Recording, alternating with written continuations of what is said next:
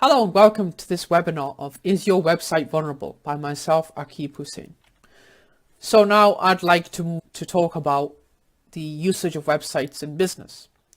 So the first reason you'd have a website or you'd use a website as a business is to store data of your clients who come to your organization to use your services. So this could be to book appointments, this could be to buy products, this could be to store files. And the type of data you'd store on a website could be their login details, their personal files, their payment information, customer addresses. And the other reason being that websites are a form of marketing. So through a website, you're able to increase your customer radius, you're able to interact with more customers, and you're able to essentially increase your business, which comes under the category of e-commerce. Next, I'd like to talk about how the websites work. So, websites are made up of many different technologies, which range from the graphics of the website in terms of how it looks to how information is stored. Now, as I gave some examples earlier, login details, payment details, addresses, files, personal files, these are all forms of information which you store on a website. Now, a very specific part of a website which stores all this information is known as SQL, also known as Structured Query Language. Now, SQL is the programming language which is used to store all this information in what is known as a database. Now, a database is a system which stores and takes care of all this data, and SQL is used to essentially pick out the required information and do other things with it, such as process it, update it, delete it, or even add records. So I'd like to move on to talk a little bit more about SQL.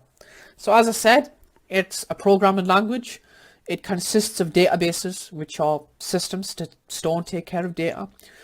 SQL is a backend part of a website. So that means when you log in to a website, SQL is responsible for checking that your login details are correct. When a new user is created, SQL is responsible to make sure that that user is created, deleted, updated. Now, what can happen is SQL can be abused by attackers who look for weaknesses to steal your data.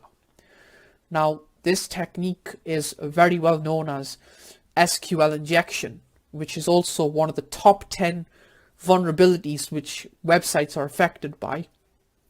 And this is where attackers use SQL to extract sensitive information which could belong to yourselves or your clients and essentially do bad things with it, such as sell it, delete it, take advantage of it by compromising your entire website.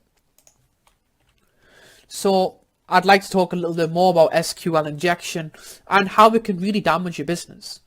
So before I get into it, I just kind of want to lay something down, is that business owners and the current trends of today's technology, it would be expected that 95% of businesses are going to have websites. It's becoming the new normal for a business to have a website and essentially advertise themselves.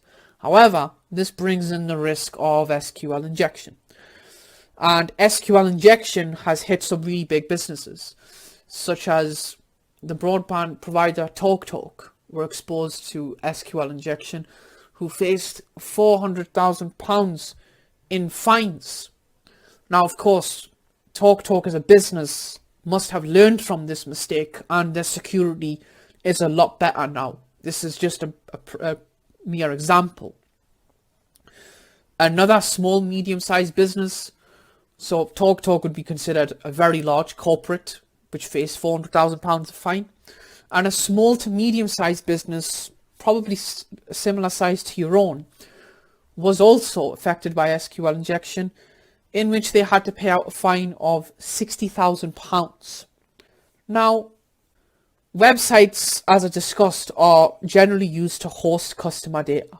If this data is stolen through SQL injection, then you are liable to pay a very large fine to GDPR, essentially the regulations which ensure that data is fully protected by a website. So if you don't meet the expectations of protecting data, well, then you will be fined a very large amount. Now, this could result in a damage to your reputation. So you'll have less customers coming in to your business, you'll have a lower income, and instead of marketing your business and increasing the popularity of it, it can essentially become a negative, and you could be receiving a bad reputation because you haven't secured customer data.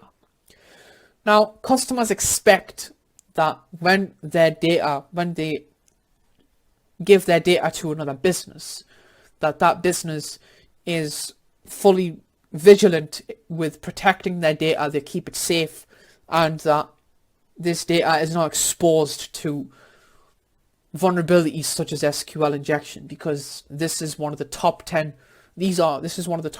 attacks which happen to a website.